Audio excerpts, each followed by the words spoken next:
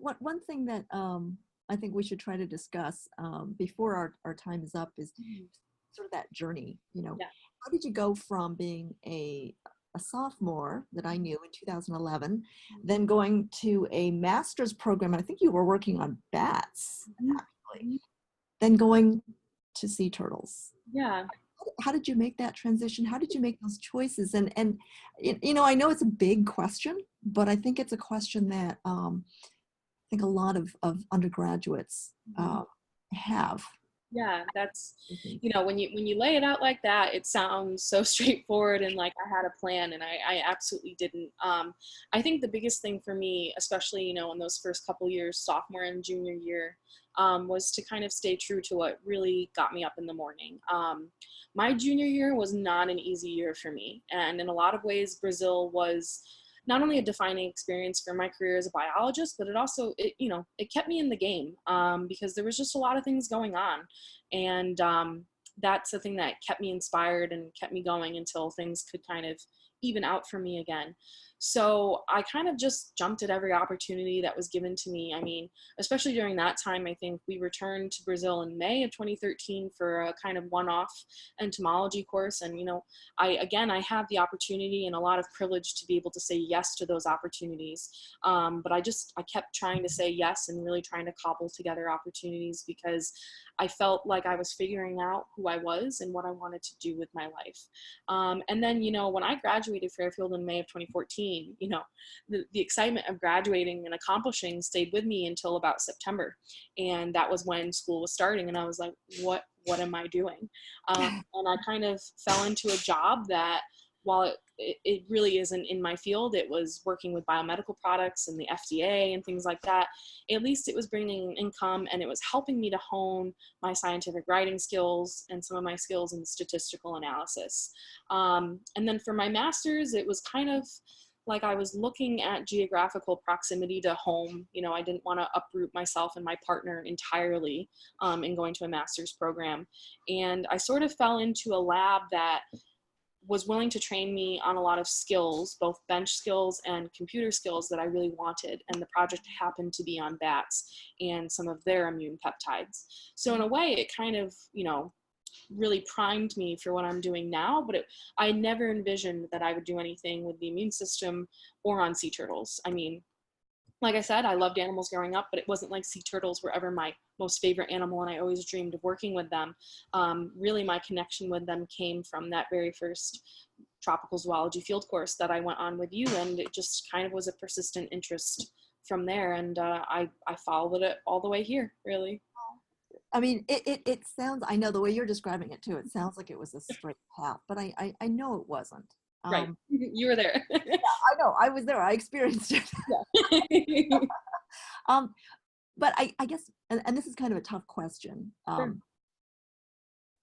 What was the toughest academic moment that you had in your career? And I know it hasn't been a long career, but I imagine that you've had some of these sort of defining moments or tough moments. Mm-hmm. Could you maybe pinpoint or describe one of them? Yeah, absolutely. Kind of going back to what I sort of hinted at before, I ended my sophomore year at Fairfield being relieved that I could finally start to take upper level electives that I was really jazzed about, and finally excited about being done with organic chemistry, for example. And I entered my junior year thinking that, okay, it's all up from here. And I got slammed by surprise by courses like physics.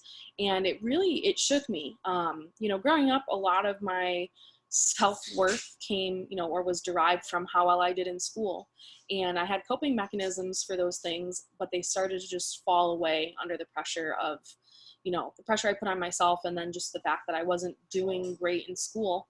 And really, it took me the entirety of my junior year until the summer before my senior year to reach out and get the help that I needed to deal with some of these mental health issues. And also to realize that, my worth doesn't come from how well I do in school. It's about what type of a person I am, and about, staying true to my beliefs and my values. And so while that was a really hard time, and, one that I don't necessarily enjoy thinking about now. I'm glad it's behind me. It was a very valuable time and a valuable lesson because it made me realize just how serious I need to be about taking care of my mental health, and also how I need to be my own advocate, whether that's for my mental health or just for following what I know I want to do in my life. Yeah, that's great. That's great. So maybe you can also just share maybe one moment in the field, because I know the field, being in the field and being in Brazil, being in the field while you're in Florida doing all this work is really important to you. Can you maybe share one moment, maybe more than one, but maybe one sort of important moment, if you could, that really stayed with you, changed your perspective, anything like that? Yeah, I mean, I'm fortunate that there's a bunch that immediately come to mind. I mean, there have been some really funny moments, but in terms of really influential moments, I think it would probably be, again, during my first trip to Brazil. We had spent half of our almost 2 weeks in the rainforest and another half along the shore working with Projeto Tamar, which is a sea turtle conservation organization in Brazil. And we were doing some of our, small studies and small experiments when there was a call of, hey, there's a nesting female on the beach. And we all raced to that area of the beach, and this female, this giant loggerhead, had just hauled herself up on the beach, and she was digging out her nest chamber, and she started to drop these just most perfect bright white ping pong ball shaped eggs into the nest. And it was just, I was transfixed. It was like, this is the moment of realizing that there are things bigger than me out there, and these are things that also need protection. They've been around a lot longer than humans, but they need humans to make sure that they persist in the future. But for me, that was a moment of, nothing in textbooks could ever prepare me for that kind of wonderment. And it's something that I still look back on. I actually have a picture hanging up on my desk right over here that's a picture of the whole group, including myself. So this is the photo right here. And so, I keep this up because it's such a nice memory and it always brings a smile to my face. But there's definitely something very meta right now about the fact that at the time, this was such a unique, once-in-a-lifetime experience. And now, where I am and what I do, I get to experience those moments all the time. And honestly, like, the wonderment never wears off. How they should get there. If you have any advice to give? Yeah, I would say, especially if you're an undergraduate and if you happen to be at a place like Fairfield, where there's a big emphasis on Common Core. Some of my most favorite classes were those that were in the humanities. I mean, I took poetry classes, women and gender studies classes, politics, art history, and I had a ball. And I think it just made me a happier person and a better person, and a more well-rounded student. And so kind of along with that, I would say, try to say yes to as many opportunities as you can. I mean, if I hadn't been on the Brazil trip, I don't know where I would be right now. It would be a completely different story. So, try to take opportunities when they come, take classes that are outside of your comfort zone. And also don't be afraid to ask for help. There's a huge community of people that even might seem like they have their stuff together.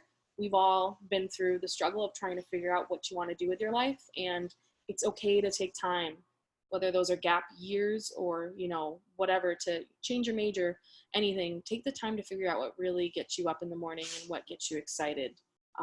And then the rest will fall into place. Yeah, absolutely. Take the opportunities and be brave. Yes, be brave. That's a very important part. Yeah, absolutely. Well, thank you very much, Katie. Appreciate you taking the time to have our conversation. Thank you for watching the Future Frogmen Conversation Series. Please check out our website at www.futurefrogmen.org.